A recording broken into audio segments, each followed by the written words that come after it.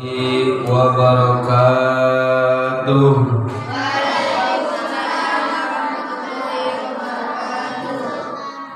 Alhamdulillah, alhamdulillahi rabbil alamin, wassalatu wassalamu ala asyrafil anbiya'i wal mursalin wa ala alihi wa sahbihi ajma'in. Amma ba'du.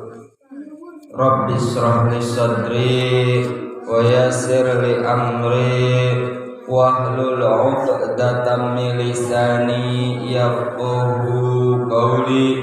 Ya Fattahu ya Alim, ya Fattahu ya Alim, ya Fattahu ya Alim. Alhamdulillahi rabbil alamin. Puja sinarang puji syukur kehadirat Allah subhanahu wa ta'ala anu barantos mangparingan mangreku-reku nikmat ka urang sadaya diantawisna nikmat iman, nikmat Islam, oge nikmat sehat jasmani sareng rohani, oge nikmat waktu anu tos dipasihkeun ku Gusti Allah kangge urang sadaya. Mudah-mudahan orang sadaya termasuk minasyakirin, orang-orang yang mampu dan mau untuk bersyukur. Amin ya rabbal alamin. Kaduana sholawat sinarang salam mugi tetap tercurah limpahkeun ka junjungan urang sadaya habibana wa nabiyana Nabi Muhammad sallallahu alaihi wasallam, keluargina, para sahabatna, pengikut-pengikutna, oge nepikeun ka urang sadaya salaku umatna anu mudah-mudahan jaga di akhirat ing syafaati mantena. Amin ya rabbal alamin. Anu kusimkuring dipika hormat sadayana bapak-bapak, ibu-ibu, jamaah mustami sadaya anu mirangkeun, anu hadir atanapi di rumah masing-masing. Mudah-mudahan urang sadayana aya dina kaberkahan, aya dina perlindungan Allah subhanahu wa ta'ala, sehingga orang sadayana tiasa ngalaksanakeun aktivitas kegiatan kita anu dina sasih saum ieu, dina sasih Ramadan ieu akan mendapatkan pahala yang berlipat ganda, sehingga baik itu amalan sunnah ataupun amalan fardu. Jika itu adalah amalan sunnah, maka pahalanya akan berlipat ganda, bahkan sama dengan ibadah fardu. Begitupun ketika kita melaksanakan suatu kewajiban atau ibadah fardu, maka ibadah fardu yang kita lakukan ini akan berlipat ganda jika dibandingkan dengan ibadah fardu kita di bulan lain selain bulan Ramadan. Bahkan ulama mengatakan bahwa satu kali kita melaksanakan ibadah fardu di bulan Ramadan sama dengan melaksanakan 70 kali ibadah fardu di luar bulan Ramadan. Oleh karena itu, marilah kita untuk melaksanakan kewajiban-kewajiban yang Allah perintahkan kepada kita, sehingga kita termasuk orang-orang yang akan selamat di yaumil akhir. Amin ya rabbal alamin. Terutama kewajiban dina sasih Ramadan ieu nyaeta ngalaksanakeun ibadah puasa. Ibadah puasa yaitu al-imsaku, menahan dari sesuatu yang bisa membatalkan min tulu'il fajri ila ghurubi syamsi, mulai dari terbitnya fajar sampai terbenamnya matahari. Mudah-mudahan biasa melaksanakan ibadah puasa Ramadan ieu dengan khusyuk dan dengan kesungguhan, sehingga apa yang diharapkan oleh Allah Subhanahu wa taala dengan kewajiban ibadah fardu puasa ini, yaitu kita termasuk minal muttaqin, janten golongan jalmi anu bertakwa. Amin ya rabbal alamin. Selain tina kewajiban puasa, oge aya kewajiban yang juga sangat penting, bahkan di luar bulan Ramadan pun kita mendapatkan tuntutan kewajiban, yaitu untuk melaksanakan sholat 5 waktu. As-sholatu imaduddin. Sholat itu adalah tiangnya agama. Maka untuk menegakkan keimanan agama dalam diri kita, sudah selayaknya kita untuk selalu melaksanakan sholat dan jangan sampai kita meninggalkannya. Karena sekuat apapun agama kita, jika tidak melaksanakan sholat, maka akan gampang sekali untuk roboh. Oleh karena itu, untuk menyemangati diri kita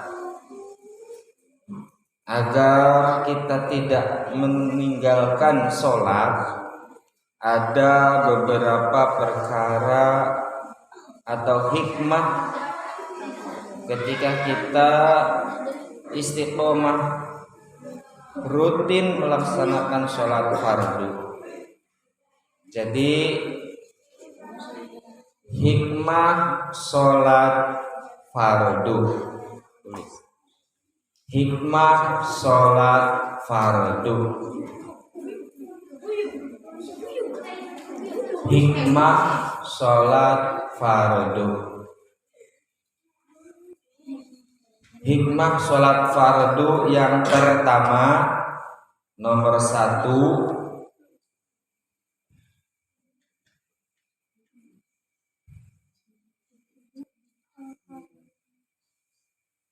mencerahkan wajah.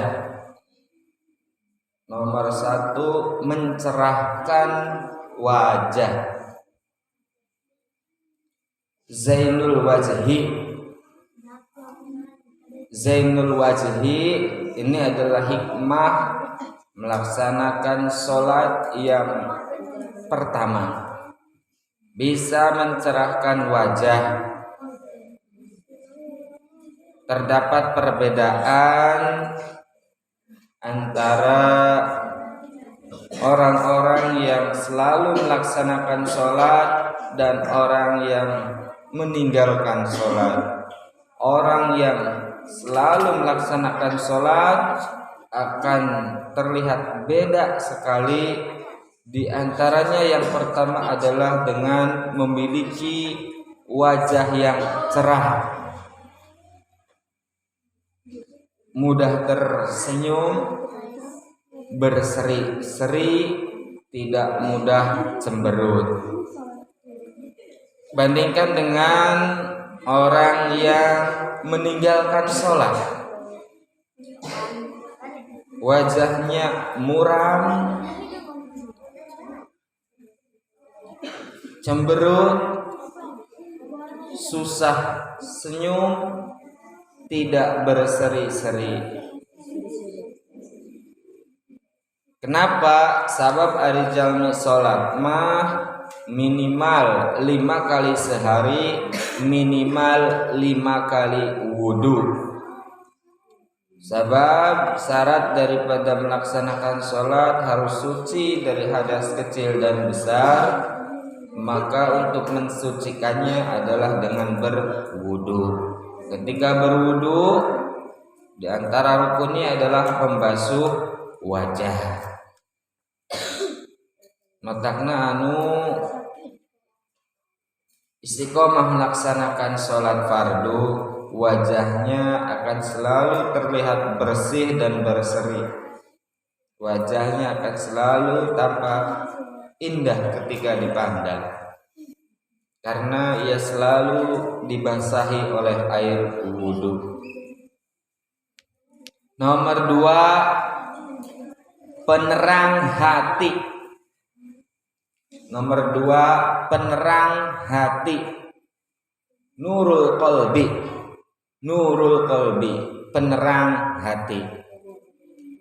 Nomor 2 yang akan didapatkan oleh orang yang selalu melaksanakan sholat adalah memiliki hati yang cerah, tidak mudah galau, tidak mudah depresi, tidak mudah stres, karena hatinya selalu diterangi oleh cahaya-cahaya Allah, cahaya-cahaya kebaikan. Akan mudah mendapatkan jalan keluar dari masalahnya, akan mudah menerima kebaikan, akan mudah mendapatkan hidayah. Berbeda dengan orang yang tidak sholat, hatinya akan terasa gelap, jauh dari hidayah, dan tidak mudah atau bahkan sulit untuk menerima kebaikan, baik itu menerima nasihat ataupun dia akan susah untuk menjauhi kemaksiatan. Justru dia akan lebih condong dan lebih mudah untuk berbuat yang tidak baik, karena dalam kesehariannya jarang bertemu atau menghadap kepada Allah. Yang nomor 3, menyegarkan badan. Nomor 3, menyegarkan badan. Warohatul badani, menyegarkan badan. Warohatul badani, menyegarkan badan. Ketika kita melaksanakan sholat, maka rukun dan ketentuan sholat mulai dari takbiratul ihram sampai mengucapkan salam dibarengi dengan syarat dan ketentuannya, maka berdirinya kita, rukuknya kita, sujudnya kita dalam melaksanakan kewajiban sholat ini secara tidak langsung, di antaranya secara dohir, secara yang terlihat oleh mata. Ini bisa menggerakkan seluruh anggota badan kita sehingga saraf-saraf dan darah kita mengalir dengan lancar ke seluruh anggota badan kita. Ini secara medis bisa menjadi secara tidak langsung mengendorkan urat-urat dan saraf-saraf kita, sehingga badan kita yang kurang bergerak atau kurang beraktivitas, ini akan merasa badan kita menjadi bergerak, menjadi sehat, dan menjadikan saraf-saraf dan otot-otot dalam tubuh kita ini menjadi lancar peredarannya. Yang nomor 4, menjadi teman dalam kubur. Menjadi teman dalam kubur. Wa unsun fil qabri. Wa unsun fil qabri. Menjadi teman dalam kubur. Orang yang selalu melaksanakan sholat ketika nanti setelah dia melewati alam dunia ini, setelah kematian tiba, ajal telah menjemputnya, maka kita akan memasuki alam barzakh atau alam kubur. Nah, di dalam alam kubur ini orang-orang yang selalu melaksanakan istiqomah sholat akan mendapatkan teman. Siapa temannya? Yaitu sholat kita.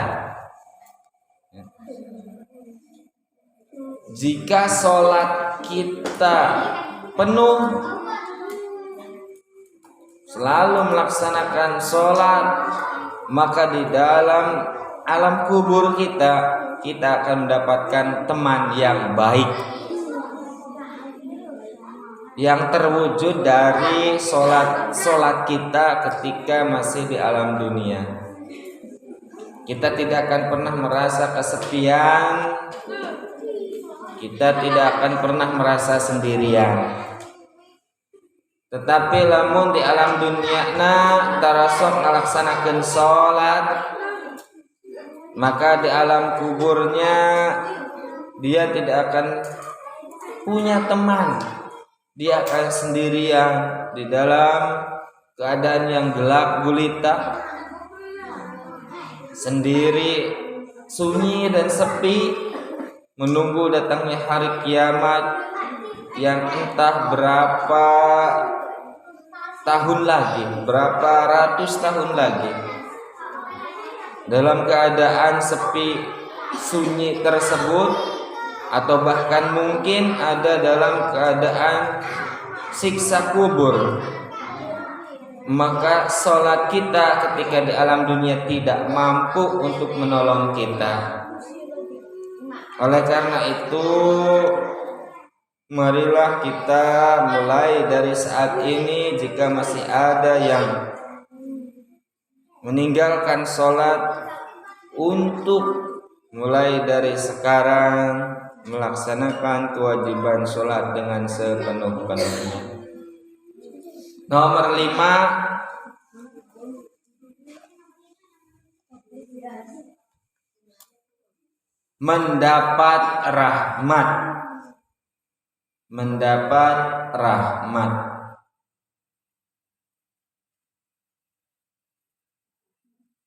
Mendapat rahmat, mangzilur rahmah, akan mudah mendapatkan turunnya rahmat dari Allah Subhanahu wa taala. Rahmat adalah kasih sayang, bentuk kasih sayang Allah kepada hambanya yang Allah turunkan bagi orang-orang yang suka melaksanakan sholat. Berarti secara tidak langsung orang yang tidak sholat ini akan susah sekali untuk mendapatkan rahmat kasih sayangnya Allah.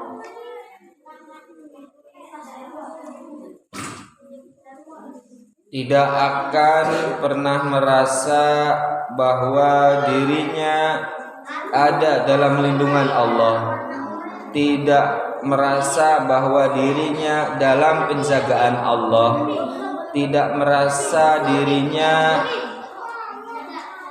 digerakkan atau tidak mudah menerima ketentuan takdir dari Allah. Maka ketika orang yang jauh dari rahmat Allah, hidupnya akan tidak punya tujuan. Tetapi orang yang suka melaksanakan sholat, istiqomah melaksanakan kewajiban, maka hidupnya akan terarah. Dia akan mudah untuk menerima ketentuan takdir dari Allah, akan merasa bahwa hidupnya selalu bersama Allah. Ketika punya atau mendapatkan rahmat dan kasih sayang Allah, maka dia akan mudah menjadi orang yang bersyukur, akan mudah menjadi orang yang soleh-solehah. Nomor 6, miftahus sama, kunci langit terbuka. Nomor 6, kunci langit terbuka. Miftahus sama, kunci langit terbuka. Artinya apa? Jalmi anu ngalaksanakeun kewajiban sholat, langit akan terbuka, doa-doanya akan mudah diterima oleh Allah. Doa-doanya, harapannya orang yang suka melaksanakan sholat, amalan-amalan orang yang suka melaksanakan sholat akan punya kesempatan yang lebih banyak untuk diterima oleh Allah, untuk dikabulkan oleh Allah. Karena kunci langit sudah terbuka, maka apapun yang dilakukan, apapun yang ia harapkan dan doakan akan mudah diterima oleh Allah Subhanahu wa ta'ala. Karena ia sering mengetuk pintu langit dengan sholatnya tersebut. Nomor 7,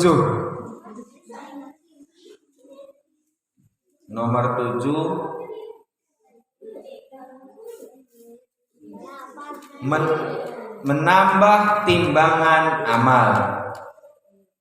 Menambah timbangan amal. Wasiqalul mizan, menambah timbangan amal.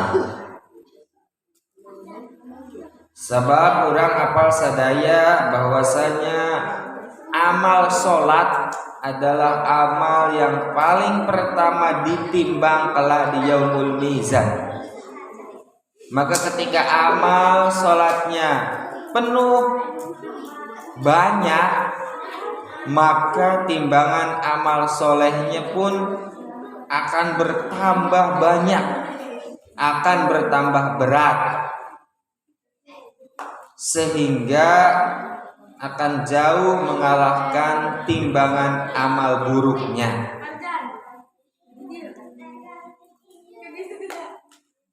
Anu akhirna akan mendapatkan keselamatan, akan mendapatkan amal balasan ketika di dunia dengan pahala yang berlimpah dari sholatnya.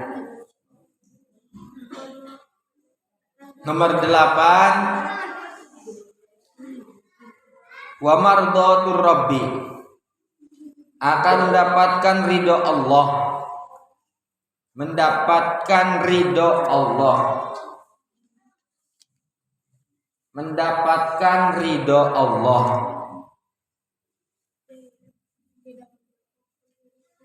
Mendapatkan ridho Allah. Orang yang selalu melaksanakan kewajiban sholat akan mendapatkan ridha Allah karena ia telah melaksanakan kewajibannya sebagai seorang hamba. Allah akan ridho kepadanya sehingga apapun yang dilakukan, apapun yang diperbuat, ini akan berada dalam lindungan dan ridha Allah. Sebagaimana kita ketahui bahwa apa yang diridhoi Allah adalah hanya amal-amal kebaikan, hanya amal-amal soleh, amal yang bernilai ibadah. Maka ketika Allah ridho terhadap seseorang, maka orang tersebut akan menjadi hamba yang selalu melaksanakan kebaikan-kebaikan, sehingga perbuatan keji, perbuatan yang mungkar, perbuatan dosa ataupun maksiat ia akan tinggalkan. Karena hanya ridha Allah yang akan menuntunnya menuju keselamatan. Itu adalah orang yang selalu melaksanakan sholat.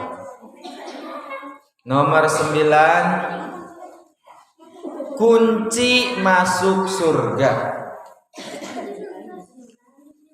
Nomor 9, kunci masuk surga.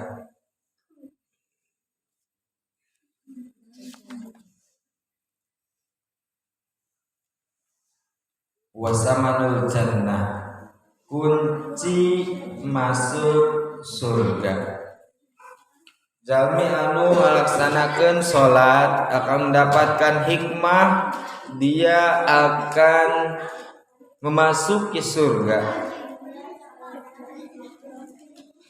Sebab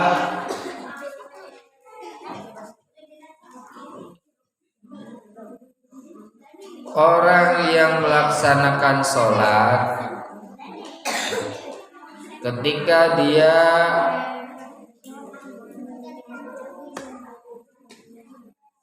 meninggal dan berada di alam akhirat, ini hanya ada dua pilihan, yaitu darun nikmah, darun naim, tempat nikmat, tempat kenikmatan, ataupun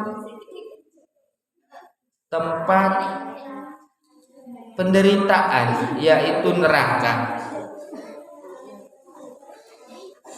Orang yang melaksanakan sholat otomatis dia melaksanakan kewajibannya, maka tidaklah mungkin akan masuk kepada tempat siksaan atau tempat penderitaan, tempat murkanya Allah.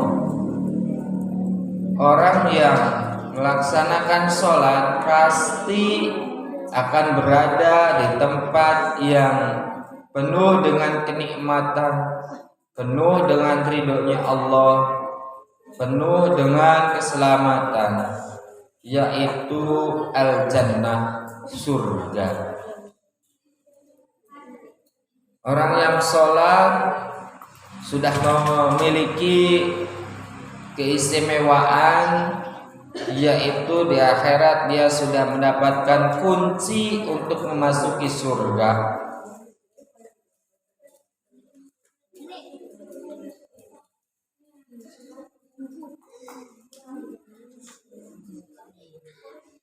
Nomor 10, mencegah masuk neraka. Nomor 10, mencegah masuk neraka.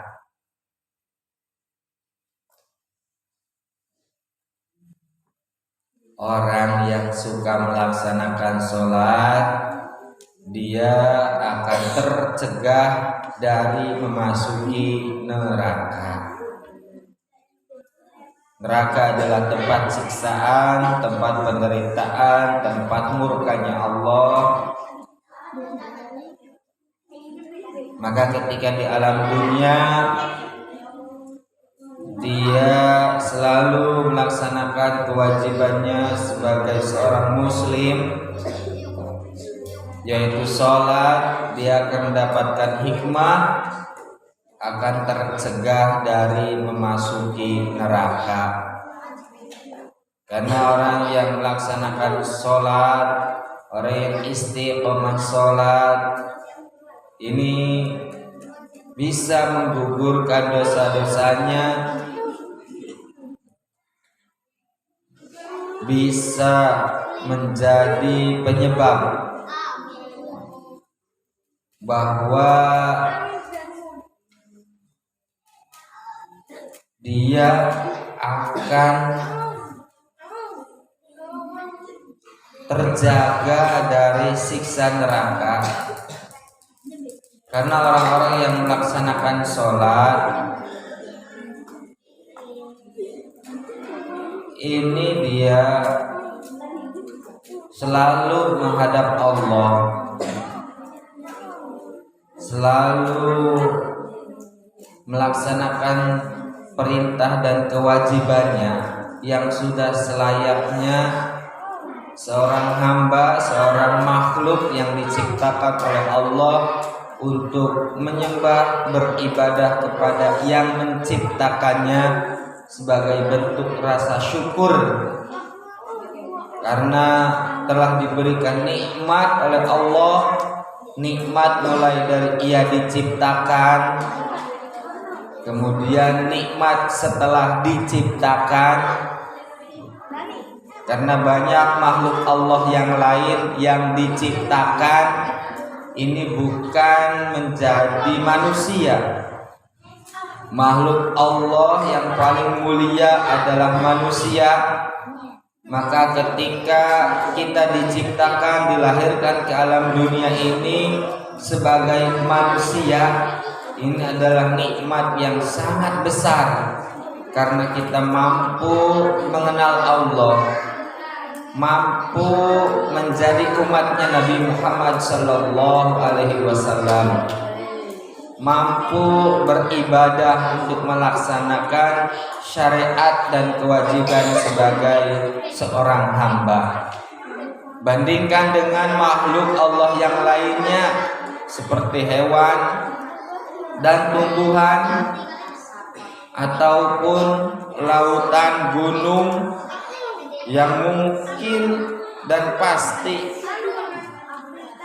tidak mampu untuk melaksanakan syariat yang dibawakan oleh Nabi Muhammad sallallahu alaihi wasallam. Kemudian nikmat setelah diciptakan, nikmat setelah diciptakan banyak sekali yang kita dapatkan.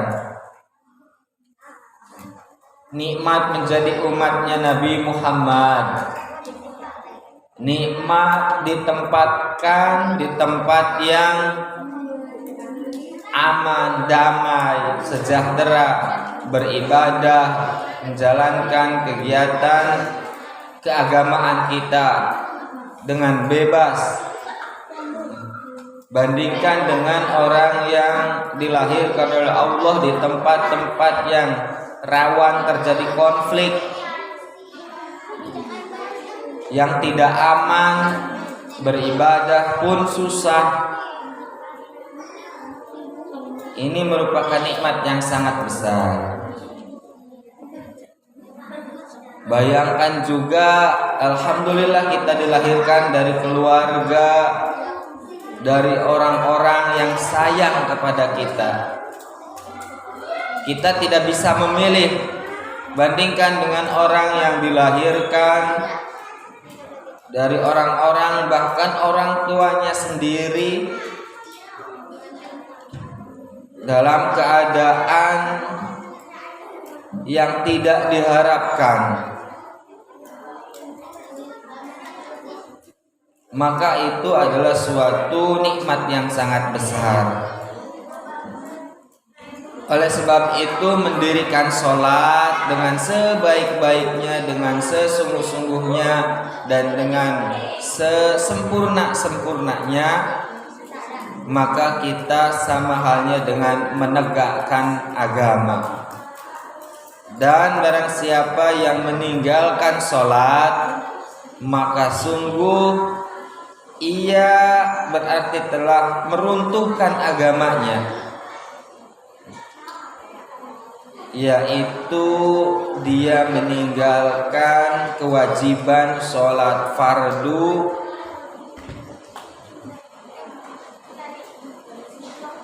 maka dia akan jauh dari cahaya dan petunjuk Allah Subhanahu wa ta'ala.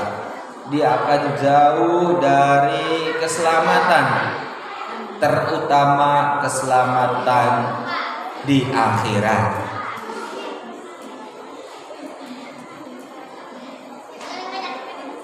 Oleh karena itu,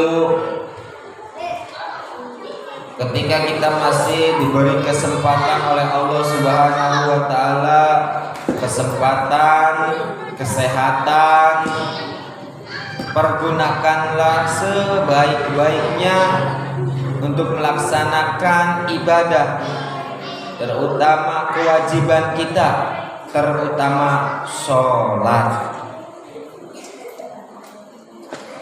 sebagai bentuk pengabdian kita kepada Allah, sebagai bentuk rasa syukur kita kepada Allah, maka sholat ini akan mampu menyelamatkan kita. Amin ya rabbal alamin. Karena ketika kita tidak melaksanakan kewajiban sholat, maka secara tidak langsung kita membiarkan diri kita untuk melakukan perbuatan zalim atau aniaya. Karena kita membiarkan diri kita untuk dihukum, untuk disiksa, untuk tidak selamat, untuk dimasukkan ke dalam neraka. Kita membiarkan diri kita berada dalam kesesatan, kita membiarkan diri kita berada dalam kesengsaraan. Karena itu yang akan kita dapatkan di akhirat kelak. Semoga pada kesempatan pagi ini bisa mendapatkan manfaatnya, bisa mendapatkan hidayah dan kekuatan dari Allah Subhanahu wa ta'ala, sehingga kita mampu menjadi hamba yang beriman, hamba yang bersyukur, hamba yang selamat fid dini wa dunya wal akhirah. Amin ya rabbal alamin. Billahi taufiq wal hidayah wa ridwal inayah wa muwaffiq ila thariq. Assalamualaikum warahmatullahi wabarakatuh.